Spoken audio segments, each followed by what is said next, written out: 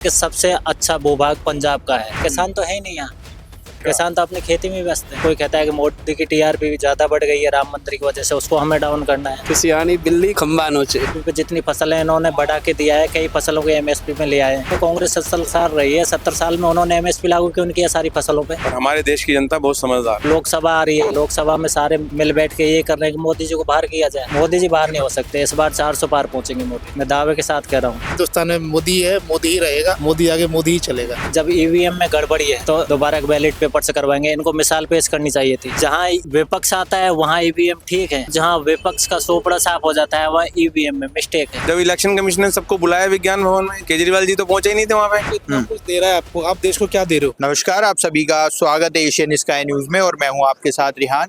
2024 के मुद्दे को लेकर के जो है हम सीधा जनता के बीच में उतर चुके हैं। सीधा जनता से जुड़ेंगे और जानने की कोशिश करेंगे कि इस बार जनता पसंद किसे कर रही है। क्या नाम है सर आपका? पहले मेरा नाम राजेश कुमार मीणा। अच्छा, 10 साल में कितना बदलाव दिखा है? 10 साल में बहुत बदलाव है।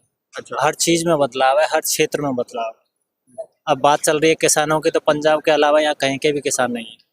किसान अकेले पंजाब में नहीं है, भारत बहुत बड़ा भूभाग है। ना आपको राजस्थान के लोग देखेंगे, ना एमपी के देखेंगे, ना गुजरात के देखेंगे, ना उत्तर प्रदेश के कहीं के भी लोग आपको दिखाई नहीं देंगे। सिर्फ एक पंजाब के दिख रहे हैं। और आपको पता होना चाहिए कि सबसे अच्छा भूभाग पंजाब का है। 6 नदियाँ वहाँ के गुजरती है, पानी की कोई कमी नहीं। और बहुत पैसे वाले किसान है, एक एक के पास में 500 एकड़ जमीन है वहाँ पर। आज तो मेरे राजस्थान में आप जाके देख लो, अभी तो सरसों कटाई चल रही है, गेहूं खड़ा है। किसान तो है ही नहीं यहाँ, किसान तो अपनी खेती में व्यस्त है। और इनका तो जो एजेंडा है कुछ अलग ही है। कोई कहता है कि मोदी की टीआरपी ज्यादा बढ़ गई है राम मंदिर की वजह से, उसको हमें डाउन करना है। कोई वो गालियां दे रहे हैं कि इस बार तो मोदी बच गया, दोबारा आना पंजाब में हम आपको शूट कर देंगे। तो किसान का कृषि से संबंधित मामला होना चाहिए ना, पॉलिटिक्स से संबंधित मामला नहीं होना चाहिए। पिछली बार में आपने देखा होगा कि एमएस पहले इन्होंने बोला था कि नहीं, ये मामला जो एसडीओ के पास में नहीं कोर्ट में होना चाहिए, तो वो इन्होंने लागू कर दिया। जिन फसलों को एमएसपी की बात कर रहे थे उनको भी लेके आ गए थे, फिर लास्ट में चुपचाप बैठ गए। बोला कुछ नहीं, बोल तीनों कानून वापस लो। तो जो कमेटी से बात हुई थी इन लोगों की, इसमें ये करना है, ये सुधार करना है, वो सारे सुधार हुए। लेकिन ये सुधार नहीं चाहते, ये तो ये चाहते हैं कि बंद हो। अच्छा, तो वो तीनों कानून बंद करवा दिए इन लोगों ने। अब ऐसा एमएसपी पे, एक बात बताओ, एमएसपी पे जितनी फसलें इन्होंने बढ़ा के दिया है, कई फसलों के एमएसपी में ले आए हैं, कई फसलों को कर दिया।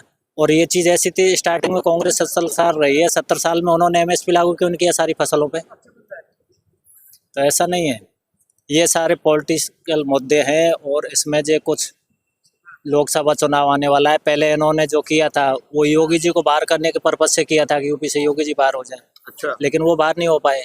अब लोकसभा आ रही है, लोकसभा में सारे मिल बैठ के ये कर रहे हैं कि मोदी जी को बाहर किया जाए। अच्छा, क्या लगता है मोदी जी बाहर होंगे नहीं होंगे? मोदी जी बाहर कहाँ होंगे, मोदी जी बाहर नहीं हो सकते। इस बार 400 पार पहुंचेंगे मोदी जी, अच्छा, मैं दावे के साथ कह रहा हूँ। 400 पार। सब इनकी वास्तविकता सब जानते हैं, किसान नहीं जानते क्या? मैं भी एक किसान का बेटा हूँ, मैं राजस्थान से बिलोंग करता हूँ। आप चाहे तो मेरे पूरा वीडियो फोटो में आपको दिखा सकता हूँ। इसमें हमारे वहाँ से कोई बंदा नहीं है। अच्छा, पर आपने जैसे कहा 400 पार, मोदी जी भी कहीं ना कहीं एक जता रहे हैं कि यहाँ 400 पार होगा। पर क्या कहते हैं, एक आरोप लगाया जा रहा है कि ईवीएम में गड़बड़ी है, इस वजह से 400 पार की जो है वो बात कर रहे हैं। देखो, आपने देखा होगा जब ईवीएम में गड़बड़ी है तो पंजाब में इनको इलेक्शन नहीं करवाना चाहिए था, दोबारा बैलेट पेपर से करवाएंगे। इनको मिसाल पेश करनी चाहिए थी। अच्छा, दिल्ली में कि नहीं, ईवीएम से मिस्टेक हुई है, हम बैलेट पेपर से चुनाव करवाते हैं यहाँ से, इनको सिद्ध करना चाहिए था। उसके बाद में अभी झारखंड में, हिमाचल में, जहाँ विपक्ष आता है वहाँ ईवीएम ठीक है। अच्छा, और जहाँ विपक्ष का सोपड़ा साफ हो जाता है वहाँ ईवीएम में मिस्टेक है। भाई एक उदाहरण दो हमारे सामने कि नहीं, ये ईवीएम से गलत हुआ है, हिमाचल में कांग्रेस की सरकार गलत आई है, हम बैलेट पेपर से करा के देते हैं। आपको वास्तविकता ये है तो प्रमाण सिद्ध करो ना। अच्छा, तो क्या लगता है ये बस जुमलेबाजी करते हैं? जुमलेबाजी है, ये तो जुमलेबाजी है। भाई आम लोग जो मतदाता है वो तो आरोप लगा ही नहीं रही है, पॉलिटिशियन आरोप लगा रहे हैं। पॉलिटिक्स में आरोप चलते रहते हैं। हार जाती है पार्टी तो ठीक रहा, कहीं कहीं तो फोड़ना ही पड़ता है ना, या तो ईवीएम पे फोड़ेंगे या चुनाव आयोग पे फोड़ेंगे। क्या लगता है सर, ईवीएम में गड़बड़ी है नहीं है? किसानी बिल्ली खंबा नोचे, सुनिए कहावत। हाँ। तो वो बेचारा यही कर रहा है, ठीक है। अच्छा, वंदे भारत मातरम, भारत माता की जय। हिंदुस्तान में मोदी है, मोदी ही रहेगा, मोदी आगे मोदी ही चलेगा।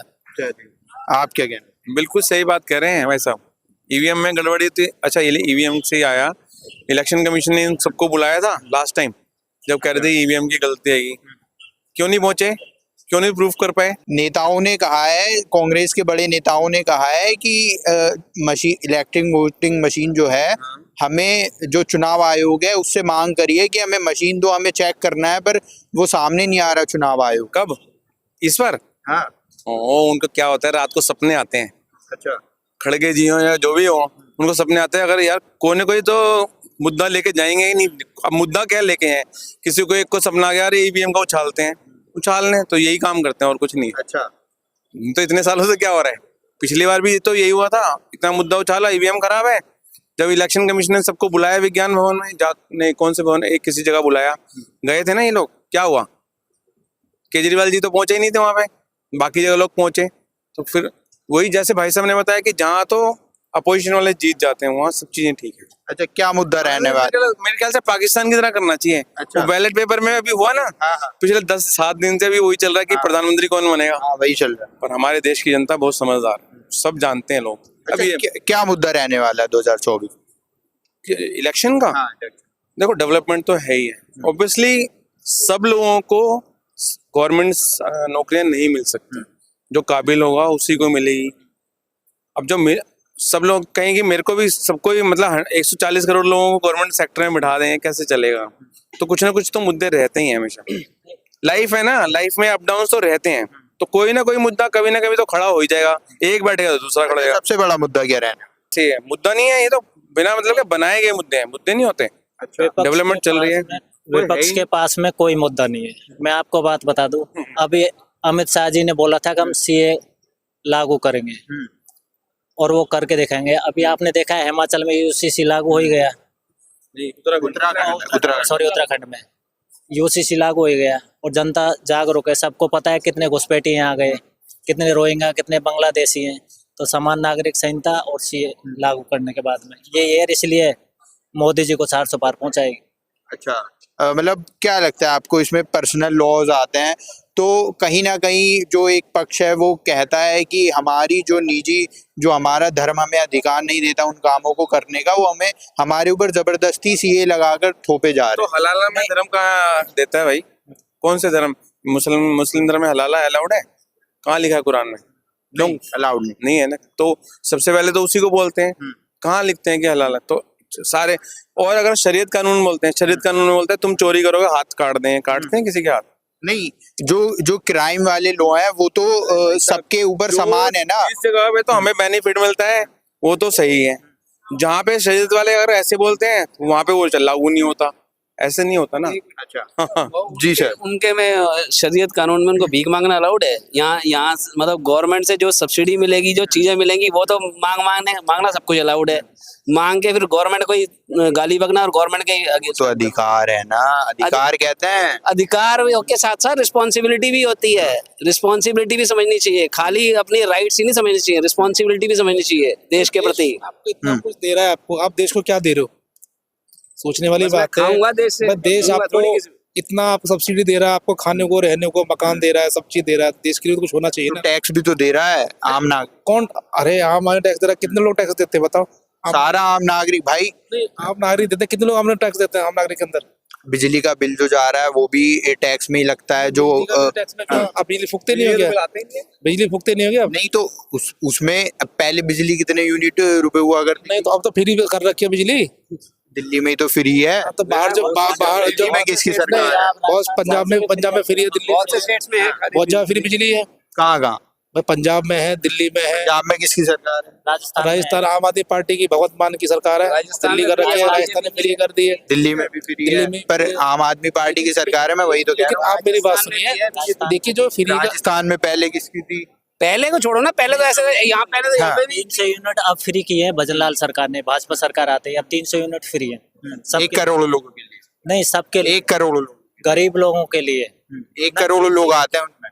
नहीं, 300 यूनिट सबके लिए फ्री है। 300 यूनिट सबके लिए फ्री है, 300 यूनिट तक सबके लिए फ्री है। सबके लिए? हाँ। कहाँ पढ़ा आपने? कहाँ पड़ा है? आप देख लो अभी जो 1 करोड़ लोगों नहीं अभी जो घोषणा किया है नहीं नहीं 1 करोड़ लोगों के लिए है। अरे नहीं मालिक सब आप एक बार चेक करिए 1 करोड़ लोगों के लिए 1 करोड़ डिफाइन कैसे करेंगे? 1 करोड़ है। भाई सारे गरीब 300 यूनिट तक सबके फ्री है। 300 यूनिट, अब चाहे उसको गरीब लोगों का आकलन लगा लो, आम आदमी 300 यूनिट यूज करेगा उसके लिए फ्री है। अब वैसे तो यहाँ भी वही सिस्टम है, टोटल सबके लिए विजिट फ्री है थोड़ी है दिल्ली के अंदर। वहाँ भी 1 यूनिट कर रखा है, उसका गरीब आदमी को बेनिफिट मिल रहा है, बाकी कॉमर्शियल लोग हैं उनको तो किसी को बेनिफिट है ही नहीं, क्योंकि उनका तो ज्यादा ही यूनिट निकलती है। तो वही सिस्टम वहाँ का है।